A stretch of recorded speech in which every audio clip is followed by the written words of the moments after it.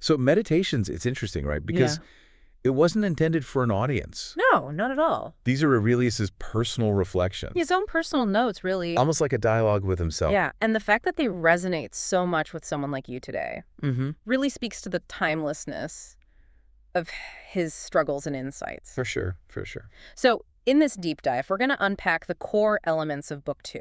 Okay.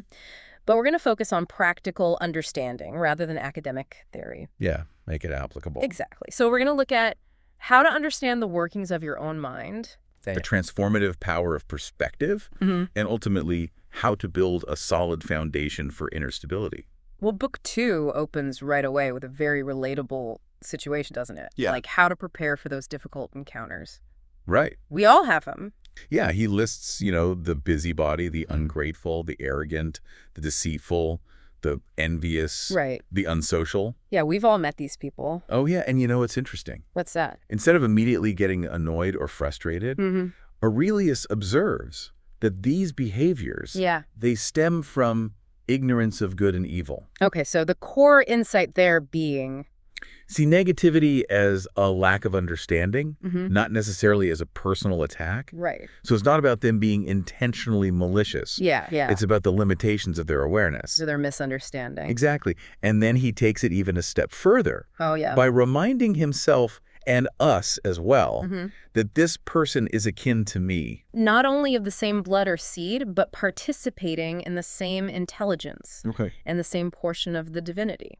I think we need to unpack that akin to me idea. Yes, definitely. Because it's not just a surface level connection for him, is it? No, not at all. It's a fundamental principle. Absolutely. So how does that akin to me thinking help us? Well, he's saying that beneath all the surface level differences, the annoying behavior. Yeah, all of that. Yeah. There's a shared capacity for reason. Okay. A common spark of intellect, even a connection to something larger than ourselves. Right.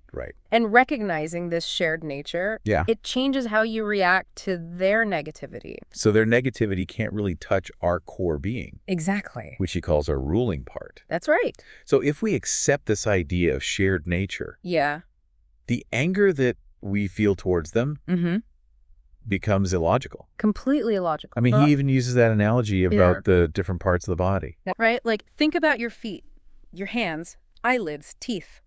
All working together. They have to work together, right? Yeah. Imagine if they started acting against each other. Yeah, it'd be chaos. It would be completely self-destructive. Yeah. So he extends that to our interactions with other people. I see. To be vexed or to turn away from them is contrary to our shared purpose. So anger towards others is a form of... internal conflict. Internal conflict. Got it. Yeah, it disrupts your own peace. So instead of seeing their behavior as something done to us, he's saying it's their lack of understanding. Right. And our negative reaction is actually what harms us. Exactly. And that really ties into the listener's desire, right? To navigate social situations more effectively. Instead of getting caught in that immediate frustration, he's giving us a framework to understand and have a more reasoned response. A more reasoned response, exactly. Okay, well, let's shift our focus a little bit inward. Okay.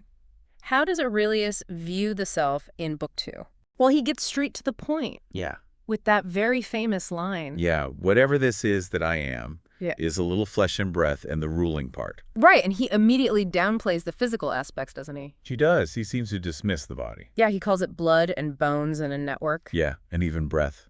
Yeah. Which is essential for life. He describes as air and not always the same. Right, so don't identify solely with your physical form. Exactly. Or your fleeting sensations. Yeah. So if it's not the physical, what is the core of who we are? It's the ruling part. Okay. Our mind, our reason, our capacity for rational thought and judgment. So that's the stable and enduring aspect of the self. Yes, the part with the potential for control, understanding, and virtue.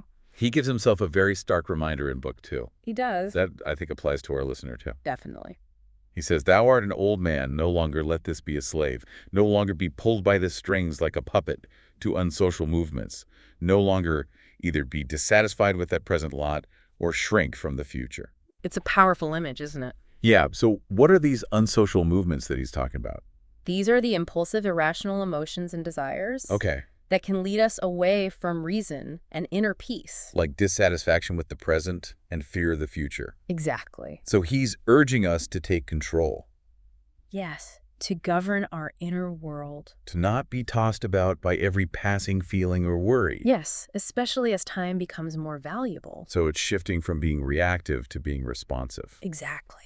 Okay, I think it's time to address providence in nature. Okay. This can be a concept that some find challenging. It can be.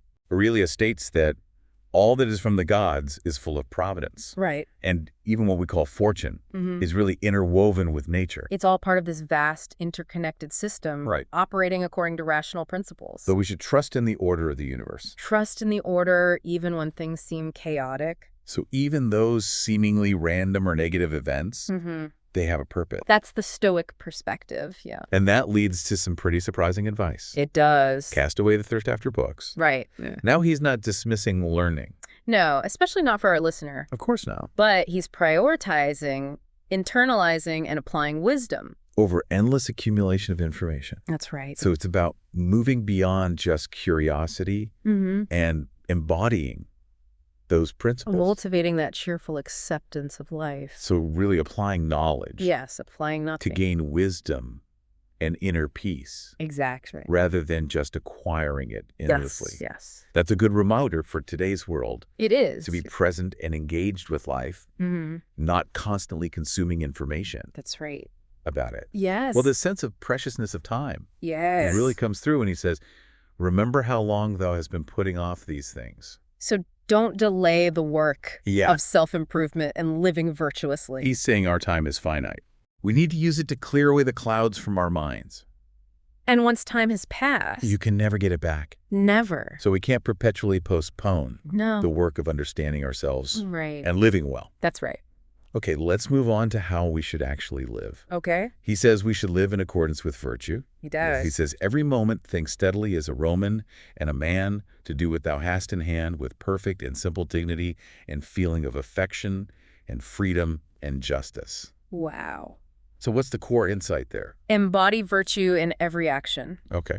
Focusing on integrity, kindness, independence, fairness. And he says we can find relief in this. He does. He says you'll find relief by performing each act as if it were your last, free from carelessness, aversion to reason, hypocrisy, self-love, discontent. So focus on the quality of your actions. Yes, let go of all the distractions and negativity. He also points out that we don't need much. Very little is needed for a tranquil, virtuous life. Right. Focusing on those essentials. It simplifies things. It does. So prioritize inner character over external achievements. Yes, and the opinions of others. Well, he takes it a step further. He does. With that very powerful call to self-respect. Right. It's almost like he's talking to himself. Yeah. He says, do wrong to thyself. Do wrong to thyself, my soul, but thou wilt no longer have the opportunity of honoring thyself. That's powerful. Yeah. So your own integrity and self-respect are most important? They are paramount. And each individual life is sufficient. It is. We don't need validation from others. No.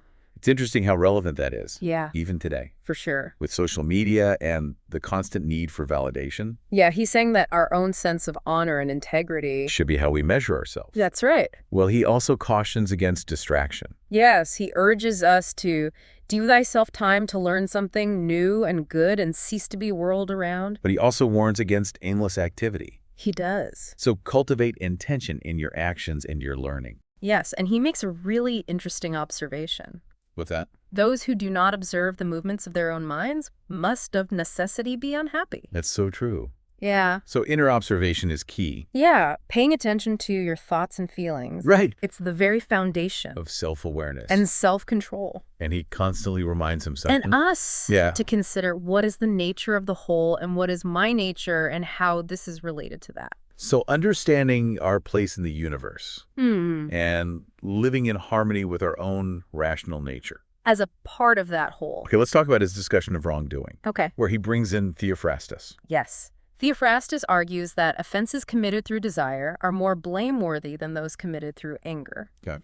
His reasoning being that anger involves a painful turning away from reason, almost a momentary lapse. Yeah. Whereas desire is driven by pleasure, right, indicating a lack of self-control. Interesting. So understand your motivations. Actions driven by uncontrolled desire They reveal a greater failing of character. than those arising from a surge of anger. So while neither is ideal, No! acting out of desire shows a lack of self-governance. Exact. And that ties into his awareness of death. It does, he says.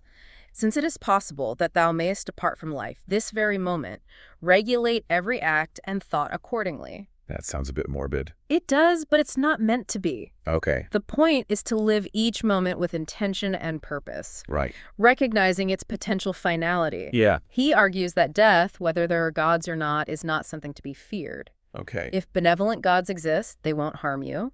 And if they don't, then non-existence is nothing to dread. And he says that things like death, life, honor, dishonor, pain, pleasure, Yeah. they're experienced by everyone. Regardless of their virtue. So they can't be inherently good or evil. Exactly. What matters is our response to them. Yes, our inner state and judgments about them. Then he reflects on how fleeting sensory experiences are. Right, how quickly they vanish, even the memory of them fades. So don't place value on those fleeting external things. That's right. Use your rational faculty Yes. to see through the allure of pleasure and the fear of pain, Exact. recognizing their impermanence. Yes. And he also talks about whose opinions we should actually care about. Yeah, are these individuals whose judgment we truly respect? Right. Whose understanding aligns with wisdom and virtue?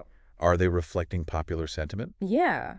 So seek validation from within, Yes, and from those who embody wisdom. not from the masses. Exactly. So death is a natural process. Just like the cycle of seasons or the simple act of breathing. Okay, well, he brings up this idea of the demon within. He does. What does he mean by that? The demon refers to our inner reason, Okay. our guiding intelligence, our conscience. Okay. He argues that nothing is more wretched Then someone preoccupied with external affairs. while neglecting this inner guide. So we need to prioritize. The cultivation and integrity of our inner reason. True reverence for the demon. It involves keeping it free from passion, irrationality, dissatisfaction. Nurturing our inner wisdom. Yes, and staying true to our moral compass. And this connects to our interactions with the world.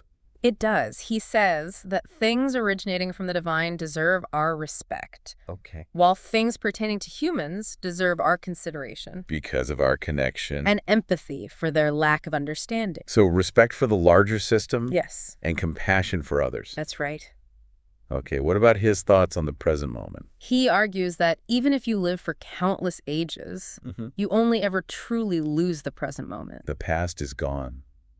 The future hasn't arrived. That's right. And the present is identical for everyone. Regardless of how long they live, So the actual loss at the moment of death. is negligible.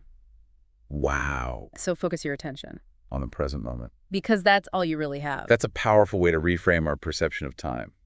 It And is. the fear of death. Well, that leads into the cynic Monimus's saying. All is opinion. And Aurelius emphasizes how important that is. He does. So much of our experience is shaped by how we interpret things. By our judgments. If we can manage our judgments, we can manage our emotions. And our well-being. Then he outlines 5 ways the soul harms itself. He does. The first is by becoming a tumor on the universe. Resenting what happens and separating from nature. Okay. Second, by acting with ill will or intending to harm others. Mm-hmm. Third, by being overcome by pleasure or pain. Okay. Fourth, by engaging in insincerity or deceit. Okay. And fifth, by acting without purpose or clear intention. Well, even our smallest actions should have a purpose. They should. He says the ultimate aim of rational beings. Is to follow reason and the law of the cosmos. He ends book 2 with a reflection on human existence. He does, calling it a fleeting point in time. Substance in flux. Limited perception, a decaying body. A restless soul, uncertain fortune, and fleeting fame. Yeah. Not exactly a comforting picture. No, not really, but he says that philosophy is our guide. Okay. And philosophical living Yep. is keeping our inner reason unharmed,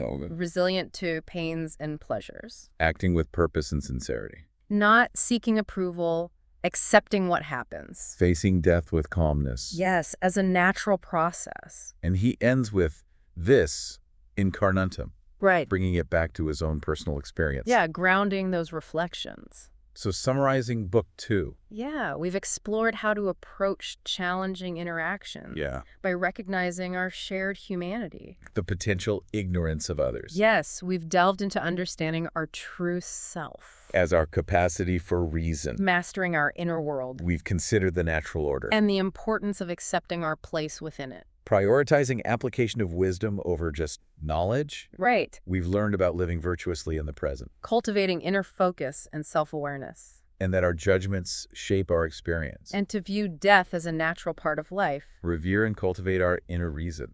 Powerful stuff. It is. Remarkably relevant for navigating modern life. Absolutely. With clarity and stability. For sure. So for our listener who's trying to understand these ideas efficiently, Yeah. book 2 offers a lot of guidance. It does. So as you consider these insights, Mm-hmm.